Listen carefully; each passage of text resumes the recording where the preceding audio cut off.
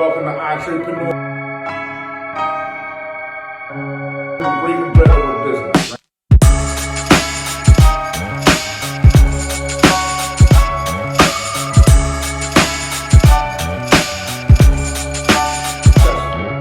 Failure, finance.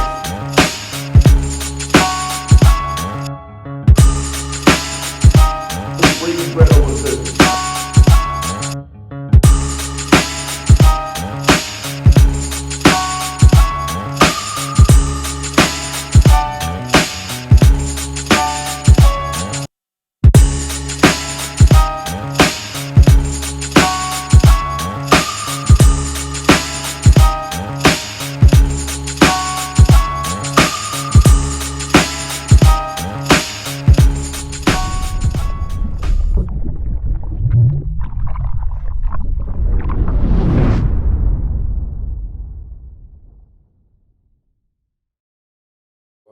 If you're looking for that as well, man, definitely we're here to help. That's going to help me. It helps me every morning. I mean, either. What to say? I want it. You know one thing I never understood, and this is going to get me in trouble, right? Right. Uh-oh. But it's one of those things where it's, how you say you want your cake, you want to eat it too. Right? Yeah. I want to eat my cake. Right. I never understood that. Right. Mm-hmm. But that, to me, that goes with my patience, right? Where I want something so bad. I'll do anything to get it. Yeah. But when I get it, I want to enjoy it. I do want it all. But not in a greedy way, but more so if I work hard to accomplish a goal. You deserve it. I deserve it, right? Mm-hmm. And that's the hardest part because, again, we talked about time earlier, and I feel like time is precious to where I feel like if it's taking so much time to just accomplish what I want to accomplish, is it worth it sometimes for me? Because am I losing time that I could put towards something else to be just as productive and just as successful in the next thing? Bro, it's funny that you say that. You have to watch this video. Okay. This is what he says. He says, one of the good reasons that things take so long is because, or this is what he says, it's like the longer something takes, the more you enjoy it. Okay. So I think the time you spend is almost like an investment. Mm-hmm. And eventually that investment is gonna pay off. I don't think you're wasting time if you're doing something that you want to do and you see like a great return on it. Yeah. I mean, imagine it's like I won $1 million, you get it right now. Yeah. I don't think you're really gonna I don't think a person is really gonna value the money. Yeah. They have no story behind it. Yeah. Hey, I got $1 million from the lottery. There's no story behind it. There's no trial. There's no error. Now imagine this. It's like, man, I started with no money. I had to work hard. It took me years. I went through this. I went through trials and tribulations, and now I'm here. You're gonna appreciate that so much more, in my opinion. That's true. That's true. Yeah, you appreciate the things you gotta work for. You do. Yeah. It's the truth. And me naturally, it's hard for me to accept. Unless I work for it or contributed to it, it's hard for me just to accept. Just taking. Same. I want to work for it. Yeah, exactly. And that's important being an entrepreneur. It is. You know what I mean? You just gotta bust your ass, man. Yep. That's what it's about. Yep. What are some? Okay, you accomplished being a realtor, right? And you're only 4 years in. Working towards being a top agent. And you consider that still what stage after 4 years of being a realtor? What stage is that still? You're still a novice. You're still a beginner. Have you accomplished? I know what I'm doing. I'm well established. What stage would 4 years fall under as a realtor? Right. I try not to. I used to do that. I used to look at it as stages, and this is what I would wind up doing. I would compare myself to other people who were 4 years in and doing better than me, which I found was a mistake. Okay. So I look at it as what stage of my life and my business am I in, and I feel like I'm at a stage where I'm actually going to be able to properly develop my business and be able to properly start a team. So I'm real happy with where I am mentally, and as far as my business acumen, I feel like it's there. Okay. So I feel like the stage I'm in is I'm ready for growth now. I'm ready for the extreme, whatever the top, climbing to the top of the mountain. I'm ready to climb to the top of the mountain. Ready to get to that summit. Exactly. Yeah. Okay, that's dope. So we talked about IRS. Yeah. Man, I wish we did. Yeah. What, People did not like us, man. what are some other? I can imagine. Yeah. What are some of the other jobs or careers that you have had prior to the IRS or prior to real estate? Yeah. So I was in the National Guard for a while. Okay. And I wanted to be a pro boxer at one point. Okay. Wow. Yeah. I worked at Ross. What else? I did. Yeah. I had a few different careers. Okay. Yeah, You still boxing? Look like you stay in shape. Man, when I tell you I'm so out of shape, I finally got a run in today. I got about a mile. You know, I was out of breath, breathing hard. Yeah. But yeah, no, I still try to stay around boxing as much as possible. I wound up messing my shoulder up, which is crazy. I don't think I told you this story before, but when that happened, when I tell you, I had a crazy identity crisis because I just associated, like I considered my identity was a boxer. Like that's all I cared about. Yeah. And just having an injury and not being able to do that, it just kind of it messed me up. But one thing it did help me to do was to make sure I don't attach myself to an identity. Because when you attach yourself to an identity and then that identity is attacked or it changes, then it could potentially break you because now you feel like, you're going to feel like a failure. You're going to feel like the person who you're supposed to be, you're not. So, I just try to, I try to make sure, like, I keep my mind as flexible as possible. Okay. Yeah.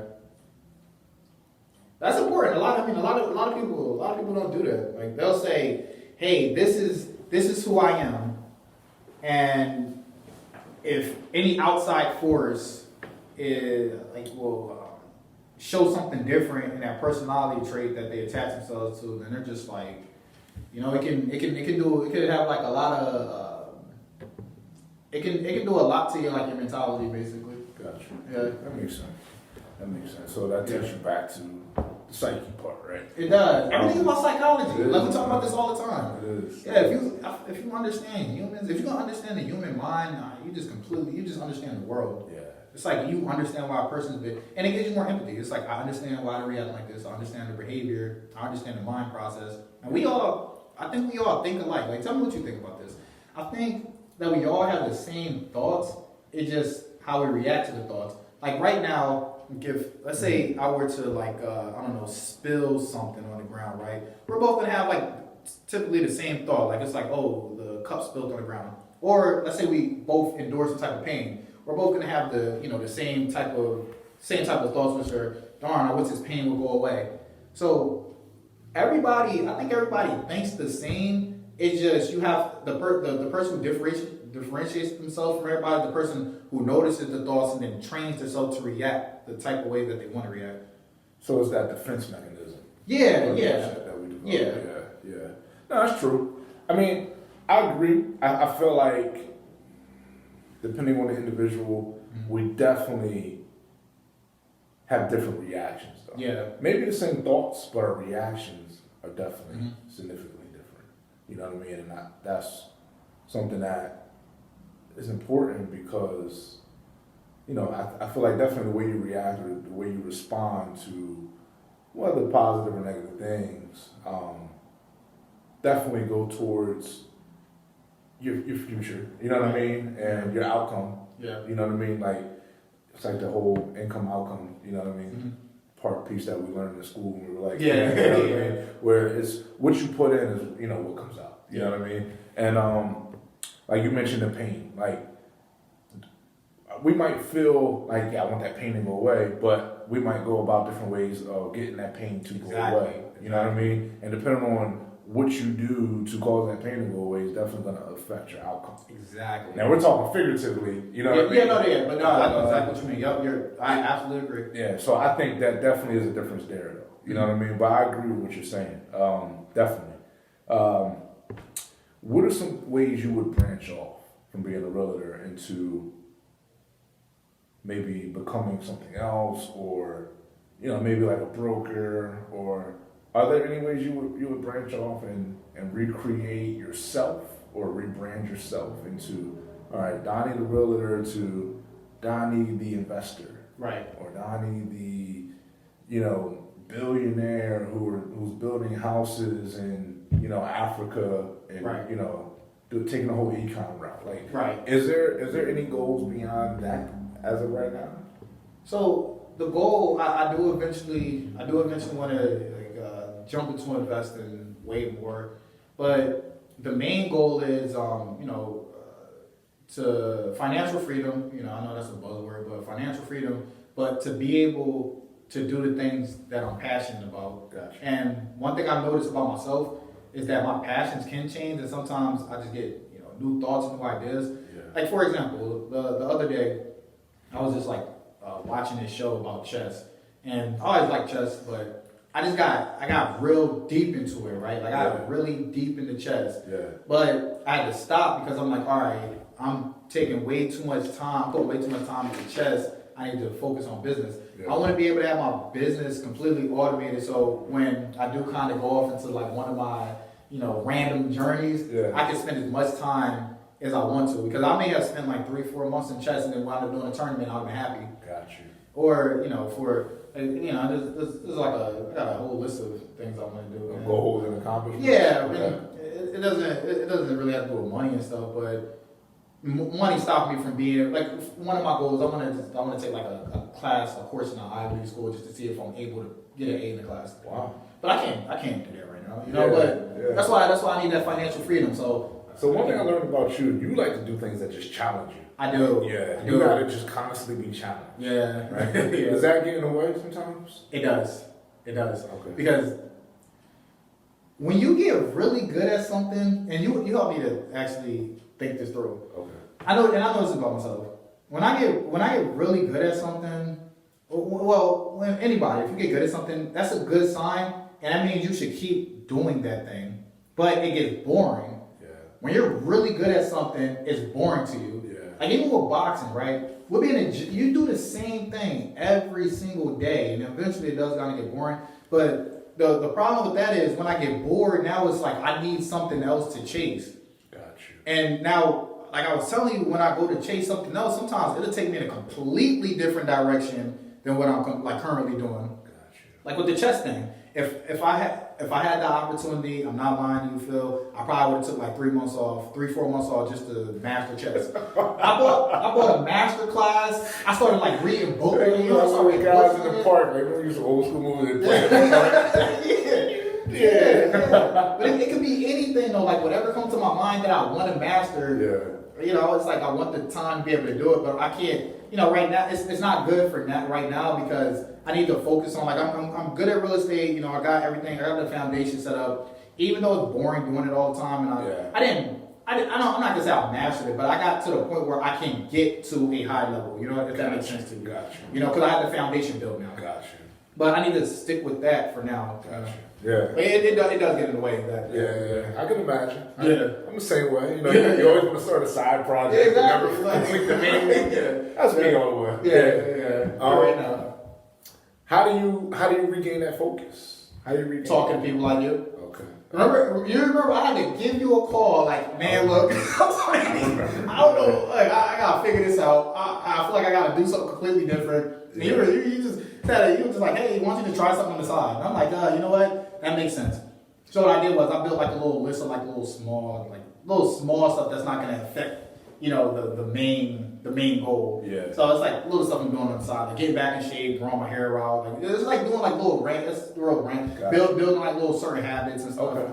But it still helps you contribute to the main goal. It does, because you know, like let's say for example, like when you're in great shape, you wake up earlier, you feel better. When you feel better, you're attracting positive energy. When you attract positive energy, better things happen to you. I mean, they are. Me too, man. Me too. Yeah. I gotta get back in shape. You talking about you ran earlier, man. That definitely inspired me to get back into running, but it's hard, man. It's time. Time is like it consumes so much of your life, man. Yeah. Man, you dropped a lot of gems, man. I don't even know where to go at this point. Yeah, that's part of my morning, part of the morning ritual I have. Yeah? What, working out?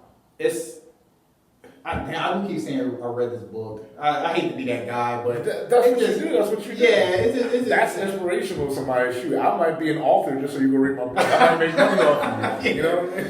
Yeah, but there's this book that changed my life.